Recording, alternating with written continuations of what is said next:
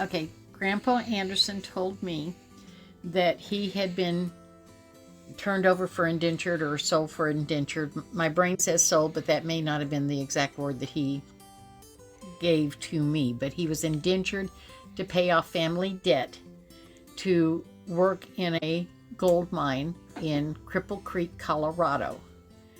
And he worked in the gold mines, and he had a friend, and at the age of 15, the amount of indenture was paid in full, and he and this other guy walked from Cripple Creek, Colorado to Galveston, Texas.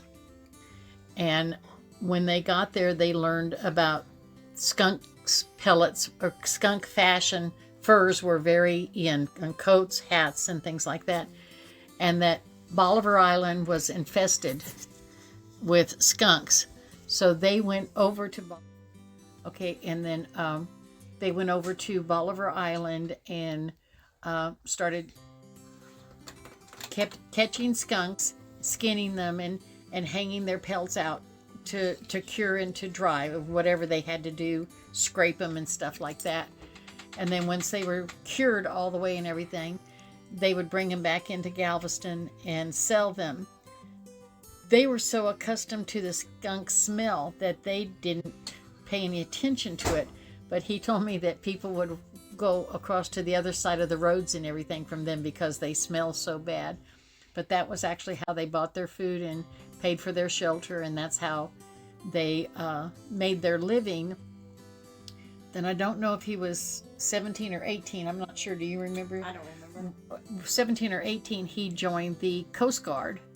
And then at that point, and then he was an active duty lighthouse keeper in the Coast Guard for many, many, many years. And he retired in 1946. The year that I was born was the year that he retired from the Coast Guard. So it was 30 some years that he was in the service of the U.S. Coast Guard.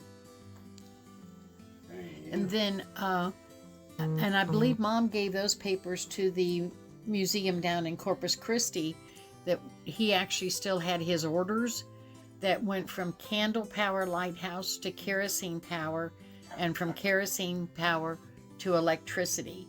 And Grandma Anderson, James and Tom's and my mother, was raised living in a lighthouse. And she tells stories about riding a bus to school, and riding a boat in and out onto the island to go to school. And that Half Moon Bay Lighthouse, which still exists to this day, but when she was living there, that she learned to roller skate, riding around the outside on the deck on the outside of that